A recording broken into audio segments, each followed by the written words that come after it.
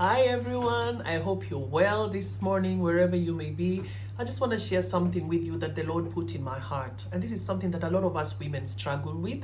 And I know I've struggled with it in the past. And I just want to, and I thought I'll come in here, take a moment and just deal with this subject. So it's about confidence, not pride, but confidence.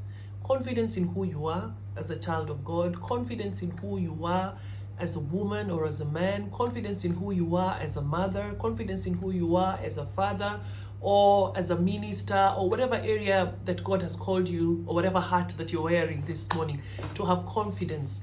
And what is confidence? So we understand that confidence is that feeling or belief that one can have faith in or on someone. Okay, or like for example, relying on someone, that we can have faith in God, we rely on God. Whereas pride, on the other hand, is a feeling of pleasure derived from one's own achievement. So when we look at ourselves and we're thinking, oh, I did this, I'm so proud of myself, I was able to achieve this.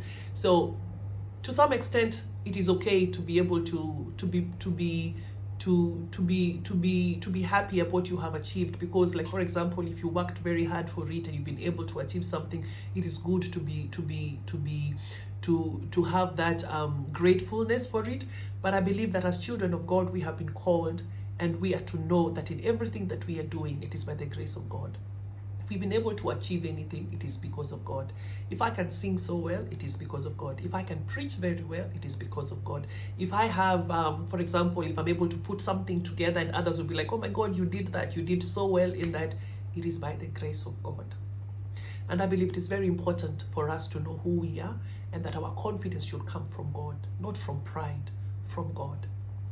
And it is true that some people will look at you because of the confidence that you have and mistake your confidence for pride. Well, that's not your problem. Hallelujah. There are people who will look at you and look at the way that you do something, the way that you walk, the way that you speak, the way that you're confidently carrying out what God has put in you, and think, oh my gosh, she is so prideful, or he is so full of himself and whatnot.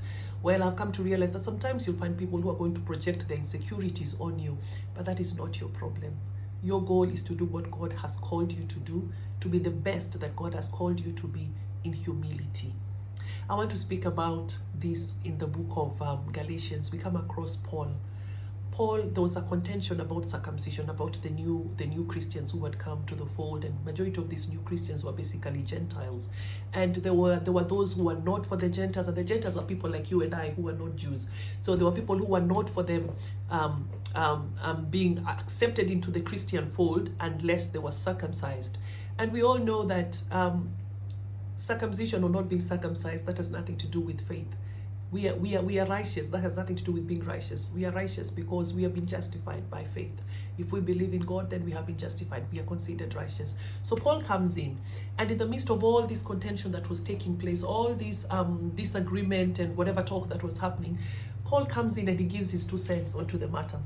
And the one thing that I really love about Paul is what Paul says in Galatians chapter 2, verses 6. Look it up, where he says, even for those who are highly esteemed, he didn't care about them.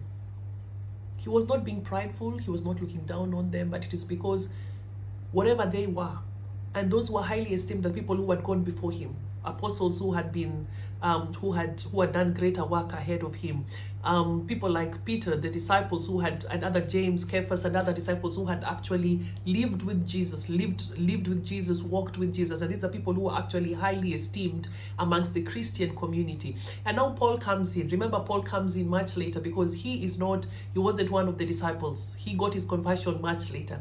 So Paul comes in, and Paul says, it doesn't matter how great these people are. There's nothing wrong with them being great. Okay? But their greatness has nothing to do with my message. Who they are or what they do has nothing to do with my message.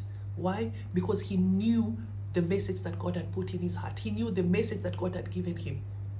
And there was nothing wrong with the message that God had given Peter and the other disciples. Okay? The only difference is that while these other ones were focusing on the Jews, Paul was sent to the Gentiles, to people like you and I who are not of the Jewish descent, so that we may be able to know Christ. We may be able to come to that place where we are reconciled with our Maker. I love his confidence. Sometimes you might read that chapter and be like, how is Paul talking like that? Paul spoke like that because he knew who he was. He was confident in his God. He did not have pride. He didn't have time for pride. What he did not have time was also for someone to waste his time on what he knew what was right. I pray that this morning you will not allow anyone to waste your time on what God has called you to fulfill. I hope that this morning as you're listening to me, you will be encouraged to pursue what God has called you to do it in confidence and in humility. In confidence and in humility, knowing that he who called you is faithful. He is faithful in whatever area that God has placed you in. Whether you're a doctor, whether you're a nurse, whether you're a judge, whether you're a preacher, whatever it is that you will be doing, even as a friend, whatever it is that God has called you to be, I pray that you will go and do it well. Do it honorably.